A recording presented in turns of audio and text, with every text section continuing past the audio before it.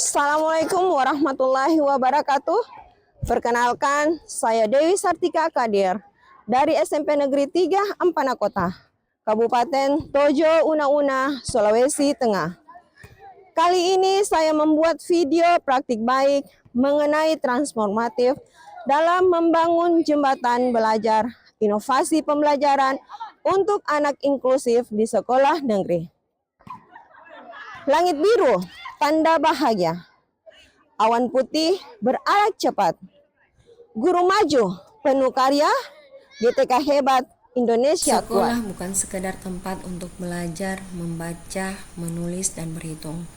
Sekolah adalah rumah kedua di mana setiap anak berhak tumbuh, diterima, dan berkembang sesuai potensinya.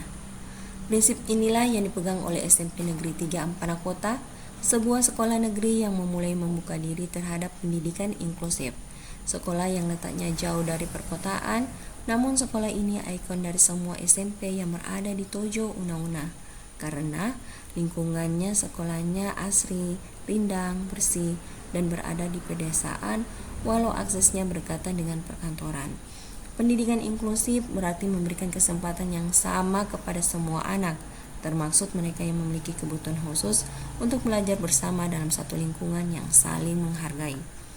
Kisah ini berasal dari kedatangan seorang siswa baru yang bernama Muhammad Raffi, biasa dipanggil Raffi. Ia adalah anak pindahan dari sekolah luar biasa. Secara fisik, Raffi tampak seperti anak-anak lainnya, memiliki tubuhnya tegap, wajahnya cerah, dan ia selalu datang ke sekolah dengan semangat. Namun di balik itu, Raffi memiliki tantangan tersendiri dalam mengelola emosinya.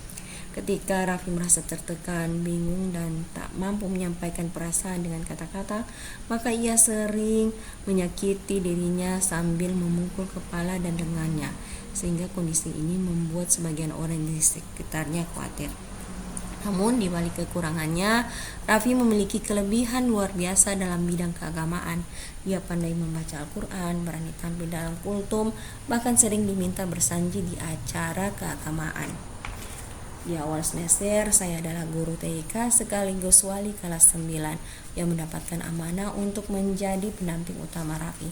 Bersama rekan guru-guru lainnya, saya pribadi bertekad menjadikan pengalaman belajar Raffi di sekolah negeri bukan sekedar adaptasi, tetapi semua proses membangun jembatan pembelajaran yang manusiawi dan penuh makna. Perjalanan membangun pembelajaran inklusif tentu tidak semudah menulis konsep di atas kertas. Ada banyak tantangan yang muncul dari berbagai sisi, baik siswa itu sendiri, dari guru, bahkan dari sistem lingkungan belajar di sekolah. Tantangan pertama ada pada diri Raffi. Raffi datang dari sistem pembelajaran SLB, di mana setiap kegiatan itu sangat individual dan terstruktur sesuai kebutuhan anak. Ketika masuk ke sekolah negeri, ia harus beradaptasi dengan situasi yang jauh lebih kompleks.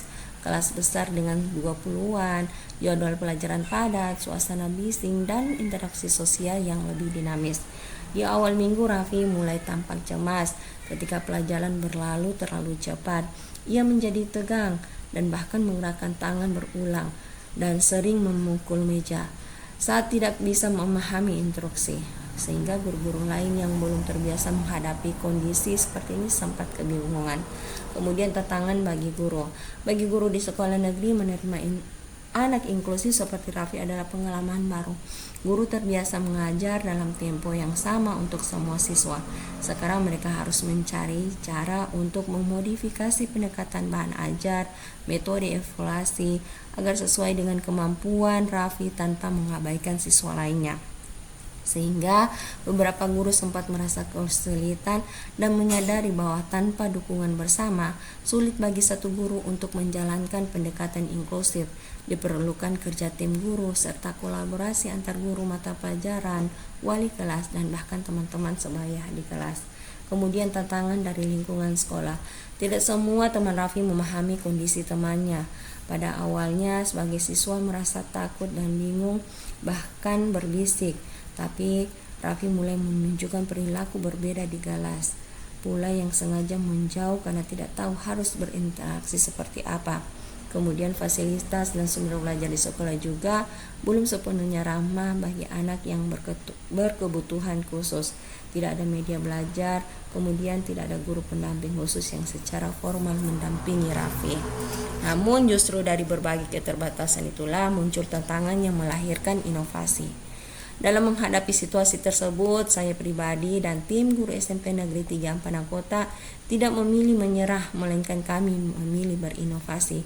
Kami sadar bahwa pendidikan inklusif bukan hanya soal menerima anak kebutuhan khusus di ruang kelas, tetapi tentang menyediakan jembatan agar anak tersebut dapat belajar, tumbuh, dan merasa diterima.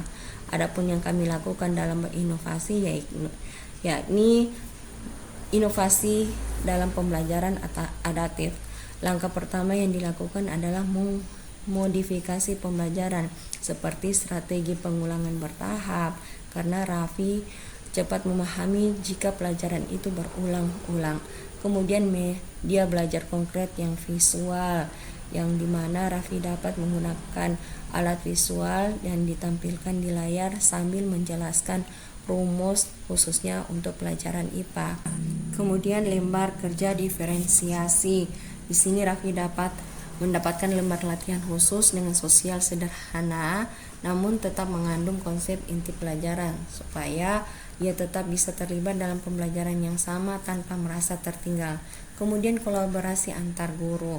Di sini saya menginisiasi tim kolaborasi inklusif dengan kelompok kecil guru yang secara rutin berdiskusi membahas perkembangan Raffi setiap minggu. Kami mengadakan refleksi dengan apa yang akan kami lakukan berupa apa yang sudah berhasil, apa yang perlu diperbaiki, apa strategi yang bisa dicoba untuk minggu depan. Dengan diskusi ini, beberapa guru menemukan cara-cara inovatif, seperti guru bahasa Indonesia Ibu Rahma menggunakan metode cerita berantai agar Raffi bisa beradaptasi meski dengan kalimat sederhana. Guru agama Ibu Ulfia memberi Raffi ruang untuk tampil di depan kelas dalam kegiatan kultum, membaca doa dan bersanji, bahkan berdoa pada area di mana ia unggul.